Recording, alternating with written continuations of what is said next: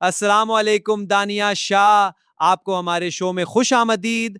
आज आपसे कुछ ऐसे सवाल होंगे जो थोड़े फनी और थोड़े खतरनाक भी हैं। सबसे पहले ये बताएं, आपकी जिंदगी ज्यादा ड्रामा है या रोमांस? मेरी जिंदगी तो ऐसे है जैसे चाय में ज्यादा चीनी डाल दियो। मीठी भी है और कभी कभी जल भी जाती है। अगर आपको एक दिन के लिए वज़ीर आज़म बना दिया जाए तो सबसे पहले क्या? सबसे पहले मोबाइल डेटा फ्री कर दूंगी, फिर देखती हूँ मुलू चलता है या टिकटॉक।